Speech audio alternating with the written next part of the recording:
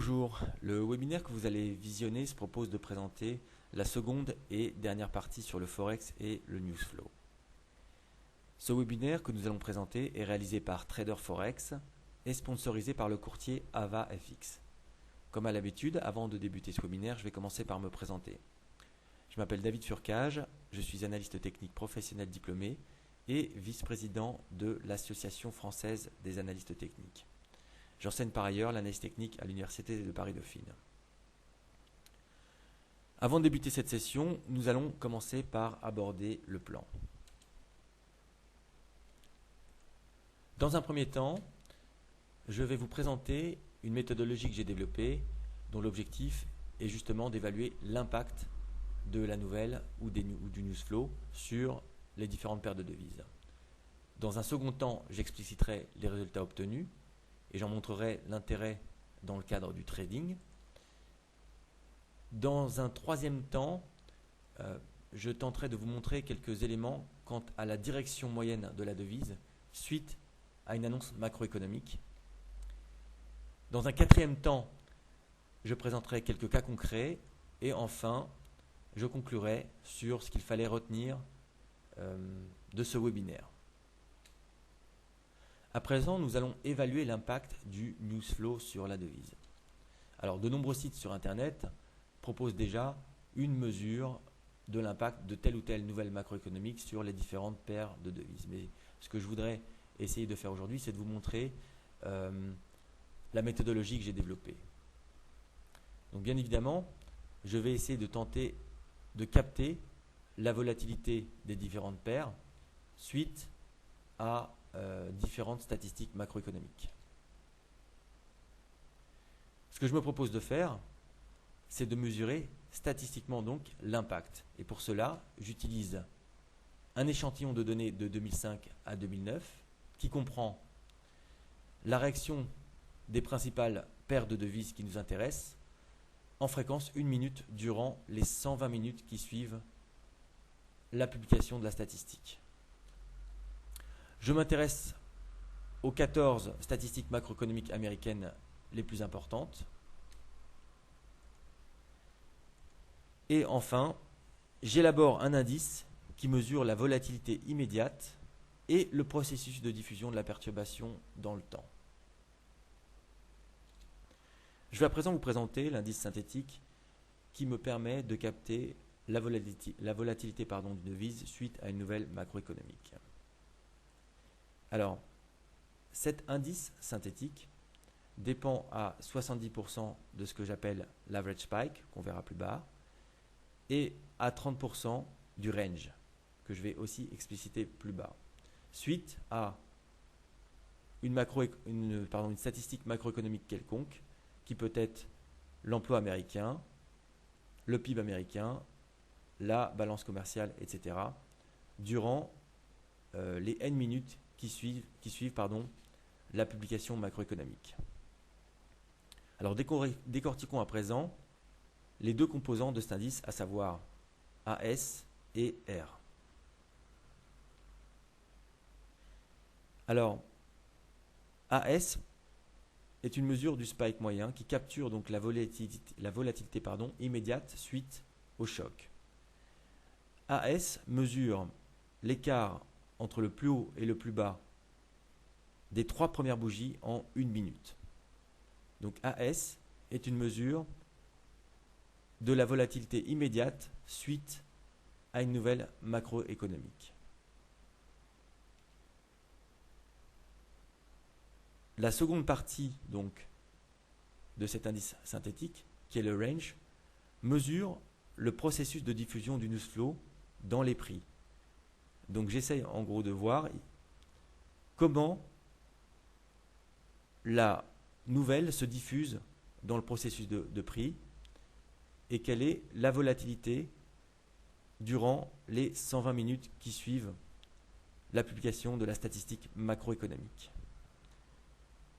Donc, pour rappel, cet indice synthétique mesure la volatilité immédiate avec le terme AS et la volatilité durant les 2 heures qui suivent la publication des nouvelles macroéconomiques avec le membre R.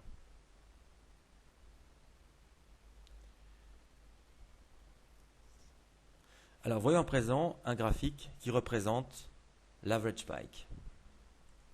Alors le graphique que vous allez voir à présent mesure la réaction de 9 paires de devises suite à la publication d'une même statistique, à savoir le PIB américain entre 2005 et 2009. En ordonnée, vous pouvez observer donc l'average spike, le premier membre de l'indice synthétique, et en abscisse, les 120 minutes qui suivent la publication macroéconomique. Ce que vous pouvez observer sur ce graphique, et compte tenu du fait que l'average spike mesure l'écart entre le plus haut et le plus bas des différentes bougies en fréquence 1 minute, et bien que la première bougie, bien évidemment, en moyenne et sur l'ensemble de l'échantillon, est très volatile puisque l'écart entre le plus haut et le plus bas est élevé, que la seconde bougie est quasiment 2 fois plus petite, et que lorsqu'on arrive à 8 minutes après la publication, finalement, les bougies ne témoignent plus d'une grande volatilité. Ce qui signifie que les premières minutes sont extrêmement volatiles et qu'à partir de 6, 7, 8 minutes, eh bien, la volatilité des différentes bougies est quasiment identique à la volatilité des bougies 120 minutes après la publication. Ce qui signifie que durant les premières minutes, la volatilité est très élevée, mais que le marché absorbe rapidement la nouvelle macroéconomique au bout de quelques minutes.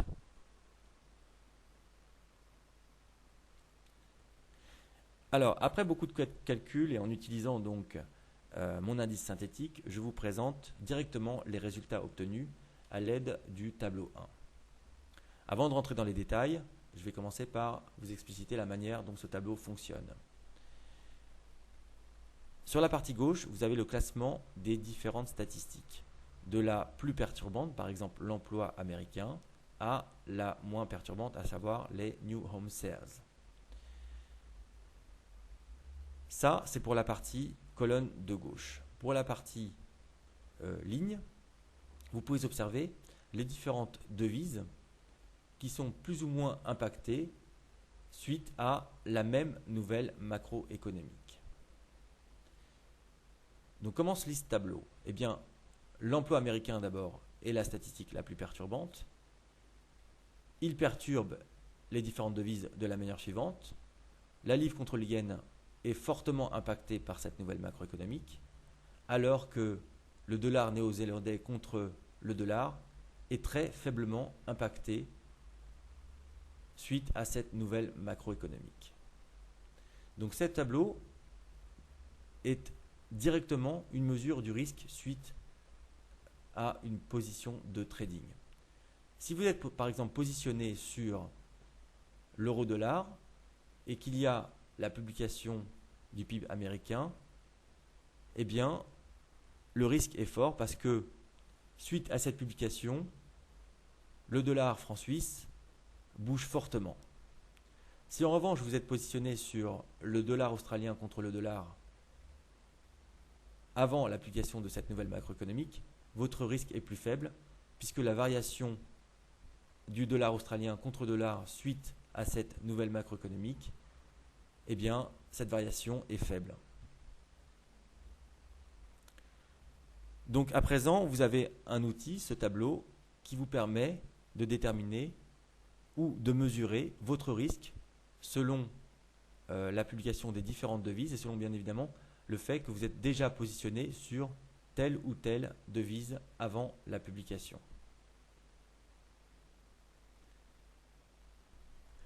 Alors, ces résultats sont certes intéressants, mais j'ai tenté de creuser un peu plus le sujet en déterminant quelle est la direction du marché en moyenne suite à une statistique macroéconomique. En d'autres termes, est-ce que le marché entre en tendance ou bien est-ce qu'il prend une direction initialement pour finalement changer de sens? Alors tout d'abord, pour déterminer cet élément, je me suis concentré sur le news flow le plus perturbant, à savoir la partie en haut et à gauche du tableau 1. selon ce que j'ai pu observer et calculer, en réalité, la devise change de direction, donc en moyenne sur l'ensemble de l'échantillon. Alors, comme dans le cas précédent, je résume les résultats dans le tableau 2. Alors, le tableau 2 présente la direction du marché suite à la publication d'une nouvelle macroéconomique. Il se lit de la manière suivante. Sur la partie gauche, vous pouvez voir les statistiques de l'emploi et du PIB américain. Et les devises les plus perturbées, les plus impactées par ces mêmes nouvelles macroéconomiques. Donc là, ça, c'est pour la partie colonne de gauche. Pour la partie en ligne, il se lit de la manière suivante. Lors de l'emploi américain, la livre contre le yen étant la statistique plus perturbée, forme un premier extrémum au bout de 8 minutes pour changer de direction et former un second extrémum au bout de 66 minutes. Donc cela signifie que la livre contre le yen, en moyenne, part dans un sens, par exemple monte, pour changer de sens au bout de 8 minutes en moyenne, et se diriger vers un autre extrémum au bout de 66 minutes. Prenons un autre exemple. En ce qui concerne donc le PIB de l'économie américaine, l'euro-dollar atteint un premier extrémum au bout de 7 minutes. Par exemple, il part à la hausse ou à la baisse, change de direction pour adopter une direction résolument opposée et atteint un second extrémum au bout de 73 minutes. Alors de ce tableau, on tire différentes informations. D'abord que la devise n'entre pas forcément en tendance pendant les 2 heures qui suivent la publication d'une même statistique macroéconomique. Elle peut partir dans un sens, former un extrémum, et changer de sens par la suite pour se diriger vers un second extrémum.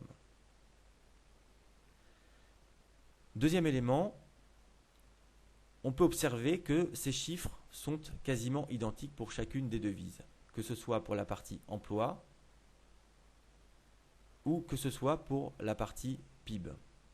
En gros, les différentes devises ici forment un extrémum au bout de 5 à 8 minutes en moyenne, pour se diriger vers un second extrémum au bout de 58 à 66 minutes en moyenne.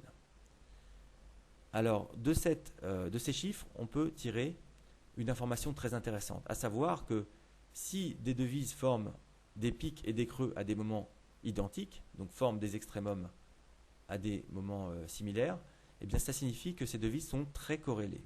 Donc c'est quelque chose qu'on va utiliser plus bas. Elles sont très corrélées et particulièrement corrélées lorsqu'il y a une publication importante telle que l'emploi ou le PIB aux États-Unis. Alors, dernier élément d'information, celui qui consiste à calculer l'écart type à la moyenne du premier extrémum sur cette colonne et l'écart type à la moyenne du second extrémum.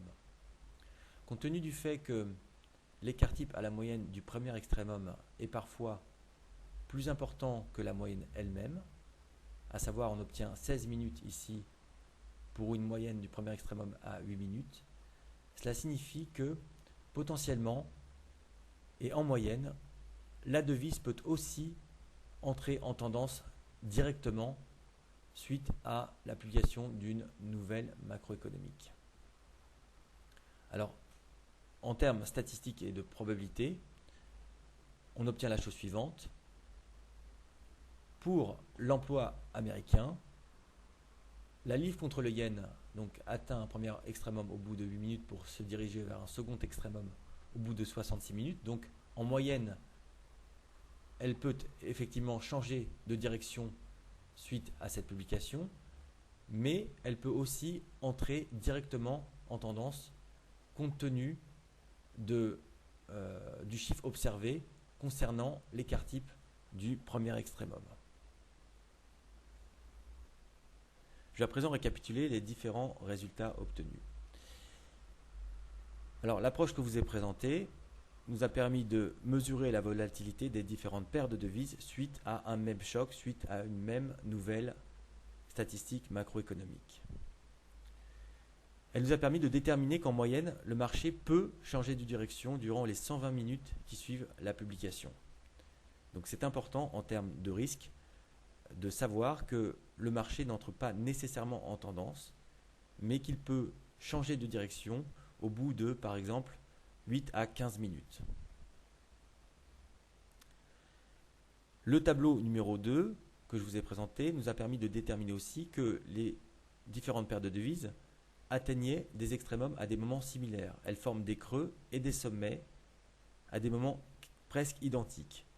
Si elles forment des creux et des sommets à des moments quasi identiques, eh bien ça signifie que la corrélation entre les différentes paires de devises est particulièrement forte suite à une même perturbation, à un même choc macroéconomique. Enfin, l'analyse nous a permis de mettre en lumière que les toutes premières minutes sont extrêmement volatiles. Je vous rappelle, on avait fait un calcul de l'average spike qui mesure la sensibilité moyenne des 3 premières bougies suite à une publication macroéconomique. Et bien cet average spike est particulièrement fort les premières minutes.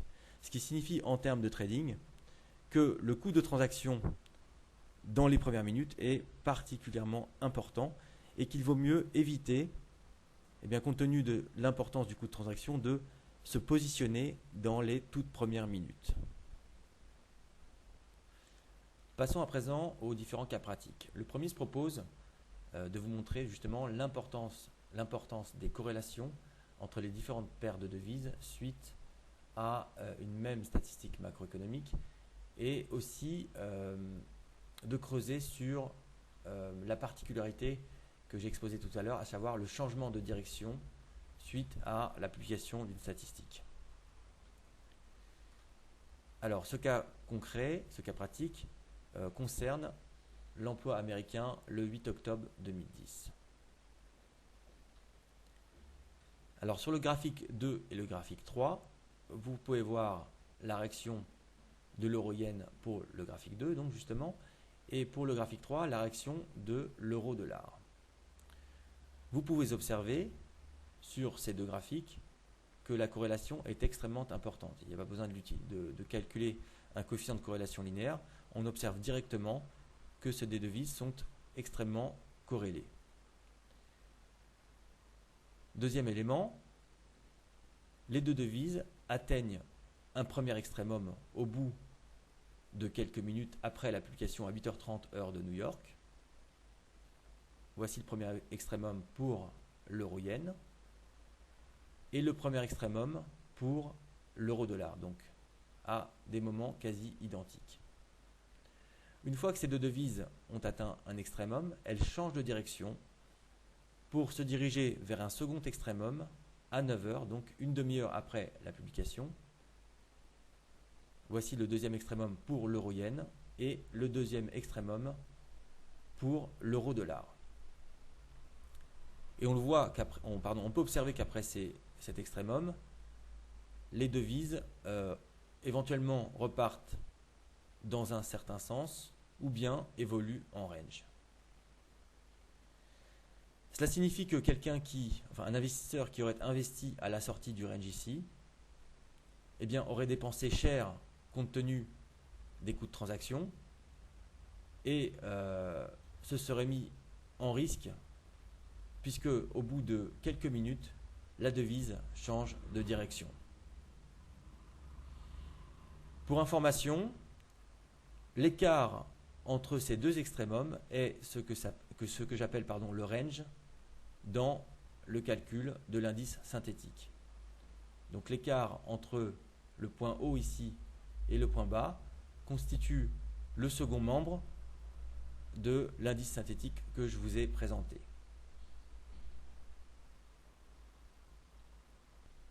Alors, observons à présent un second cas pratique qui concerne toujours l'importance des corrélations, mais cette fois-ci, comme on l'a décrit plus haut, l'entrée immédiate en tendance. Alors, ce cas pratique concerne toujours l'emploi américain le 6 août 2010. Les graphiques 4 et 5 représentent respectivement l'euro-dollar et le dollar franc suisse. Alors ce que l'on peut observer, et ce qui est assez classique, c'est qu'avant une statistique très importante, la devise évolue en range, parfois jusqu'à 24 heures avant la publication de la statistique macroéconomique. Donc en termes de trading, c'est un moment dans lequel il ne faut absolument pas s'investir. D'une part, car on ne sait pas par quel côté la devise va sortir, et d'autre part, car souvent avant une publication importante, il y a des faux signaux. Et donc, pour éviter ce genre de problème, il vaut mieux éviter d'entrer en position avant la statistique. Alors, on peut observer que ces deux devises sont fortement corrélées de manière symétriquement opposée. L'euro-dollar sort par le haut du range, alors que le franc suisse, lui, sort par le bas du range. Donc ces devises sont fortement corrélées. Et deuxième élément, elles entrent en tendance après la statistique macroéconomique sans changer de direction. Donc c'est le deuxième cas que l'on a tenté d'extraire dans cette étude. Alors qu'est-ce que l'on peut faire de ce genre d'éléments d'un point de vue du trading? Eh bien, ce qui me paraît intéressant, c'est d'utiliser les corrélations. Parfois, il y a l'une des devises, alors c'est dans un temps très restreint, à la minute près, l'une des devises donne la direction avec un certain temps d'avance par rapport à l'autre devise. Donc on peut très bien tenter d'utiliser l'avance de l'une des devises par rapport à une autre qui justement est en retard pour tenter de monter un plan de trading. À part cet élément-là, c'est quelque chose que j'éviterai de faire parce que par expérience, donc ça ne concerne que mon expérience, eh bien, je pense que le news trade, à savoir utiliser le surcroît de volatilité suite à la publication d'une nouvelle macroéconomique, eh bien, le news trade possède en moyenne une espérance de gain qui est très faible et une probabilité de succès qui est elle aussi extrêmement faible. Donc de par expérience, je déconseille de tenter d'initier une position suite à la publication d'une nouvelle macroéconomique importante. Alors le cas pratique numéro 3 est à ce titre particulièrement éloquent. Il présente la réaction de la devise suite à l'emploi américain le 7 novembre 2008. Alors le graphique 6 constitue ou représente la réaction de l'euro-dollar suite à cette nouvelle macroéconomique. Comme vous pouvez l'observer, suite à cette nouvelle macroéconomique, le mouvement de la devise est particulièrement aléatoire et imprévisible. Et bien que j'essaie d'extraire différents cas en moyenne que l'on peut observer sur le marché, à savoir l'entrée en tendance pour une première partie, ou bien l'adoption d'une direction pour atteindre un premier extrémum et puis finalement changer de direction pour atteindre un second extrémum, eh bien ce sont des cas moyens, mais il y a ce cas aussi qui est représenté sur ce slide qui arrive aussi assez souvent. Et donc vous voyez qu'il est particulièrement difficile dans un tel marché de gagner de l'argent. C'est pourquoi j'évite à titre personnel d'initier des positions suite à une nouvelle macroéconomique, sachant qu'il y a plein d'autres moments au cours d'une journée ou d'une semaine où le marché évolue de manière normale en l'absence de nouvelles macroéconomiques qui perturbent considérablement l'action des prix. Alors je vais conclure sur ce qu'il fallait retenir sur ce webinaire. Alors tout d'abord, ce qu'il faut retenir, c'est que le news flow, donc la publication de statistiques macroéconomiques, produit un impact relatif selon les news et les paires de devises considérées. Pour cela, je vous renvoie au tableau 1. Pour les paires de devises très sensibles, les mouvements sont violents et laissent peu de place à un plan de trading discipliné et rentable, comme ce que j'essaie de vous dire lors de l'explication du cas pratique numéro 3. J'ai tenté à travers cette étude de déterminer une réaction moyenne de la devise, mais dans de nombreux cas, les mouvements sont très aléatoires. C'est pourquoi à nouveau, j'insiste, surtout si vous êtes vraiment très débutant, évitez de croire que l'on peut gagner beaucoup d'argent suite à la publication d'une statistique macroéconomique.